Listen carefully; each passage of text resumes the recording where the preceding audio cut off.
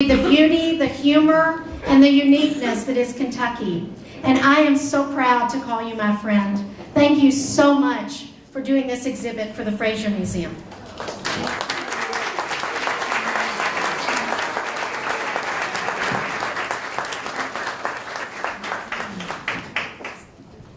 I'm also blind, almost, something she didn't say, so bear with me while I put my glasses on. Good evening, everyone, and thank you for being here tonight. My deep gratitude goes to the Fraser Museum for the opportunity to exhibit Family Gathering in this innovative and exciting museum. This is such an unbelievable turn of events, especially for a person who is all thumbs when it comes to technology and fancy camera equipment. Special thanks to Penny Peever, the queen pin of the operation, who was instrumental in every aspect of this project. Several months ago, we ironed out the initial details in the very inspirational bourbon bar at 21C, and Maker's Mark played a major role in that meeting. So it's appropriate that Rob Samuels has donated my favorite bourbon for this event. Rob, you're always the life of the party and a true Kentucky treasure.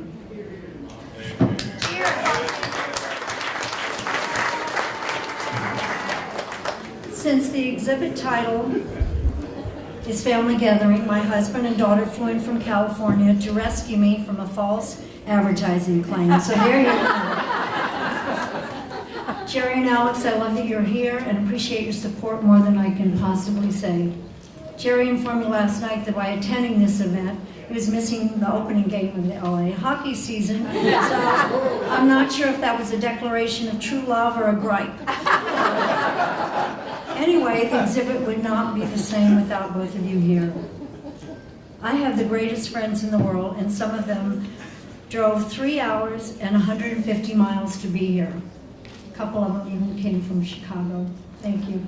Not to be suspicious, but there is a 50-50 chance that they only showed up to place high bids on those special edition Maker's Mark bottles. Either way, I'm thrilled that you made it. Mark Twain once said, "When the end of the world comes, I want to be in Kentucky, because everything there happens 20 years after it happens in America."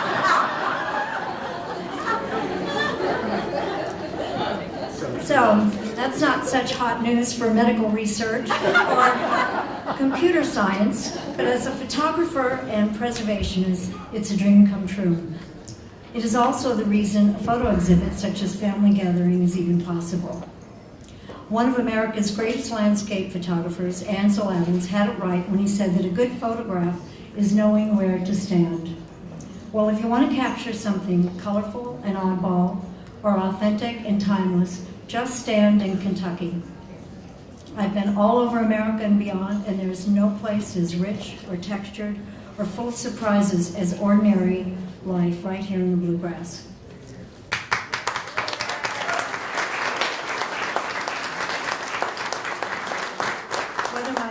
Whether my subject matter is a person, object, landscape, or in this case, the essence of the Bluegrass state, I'm always searching for the beauty and irony, or the humor and absurdity that is hiding in every nook and cranny of the countryside.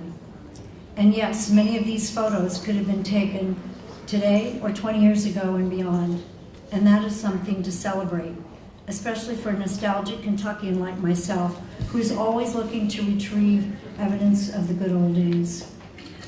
The lion's share of these photos were taken from the roadside, sometimes in the blink of an eye.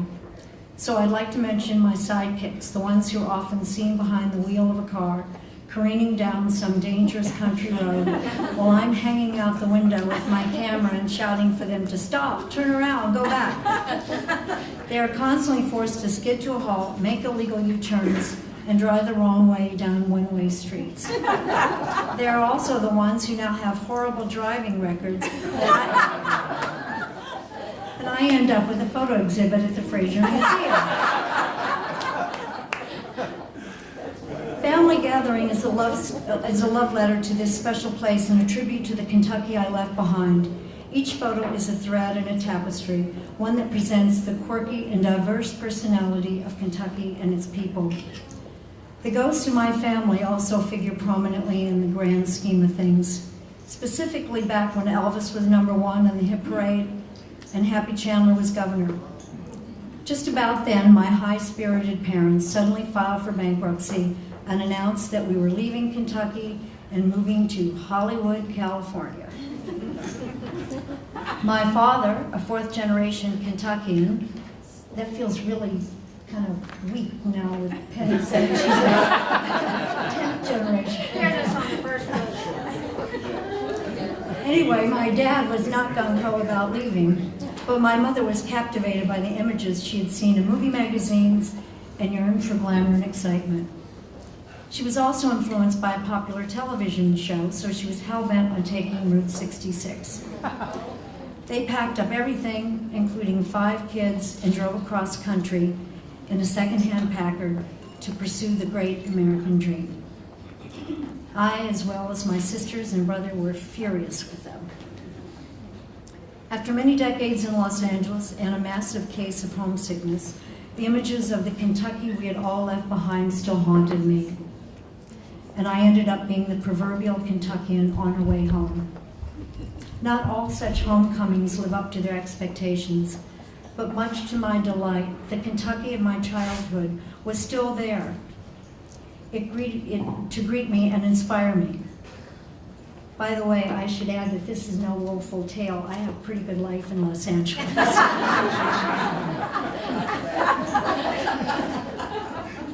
Some, like Mr. Twain, can joke around that Kentucky is hopelessly old-fashioned or stuck in a time warp. They could even poke fun about some of our archaic ways and backwards traditions. And as the world leaps forward at a breakneck pace, admittedly, Kentucky is not the leader of the whole pack. We have done what other places have not. We have maintained our historical and cultural individuality and balance. If we play our cards right, Kentucky will have the last laugh. I hope this exhibit will strike a sentimental nerve, one that calls attention to the importance of our treasures, not just the obvious monuments and iconic buildings, but the everyday structures and settings that are the heart and soul of our extraordinary state. Whenever I think about that time many years ago when my parents decided to spread their wings and take off into the wild blue yonder, they were full of hope and possibility. They really believed they were headed towards paradise. Little did they know, but paradise was right in their own backyard.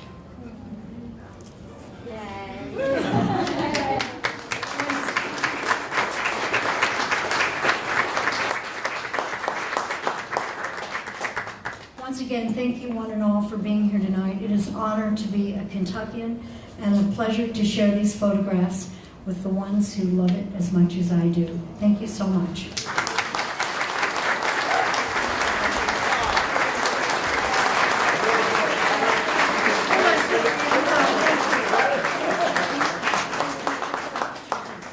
Oh, we're going to get a picture taken. Yes. Can I get my husband up here with and my daughter? Alex. Alex? Yes.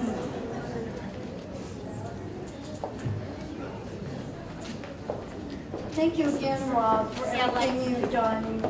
Join us, Rob. Always, yeah.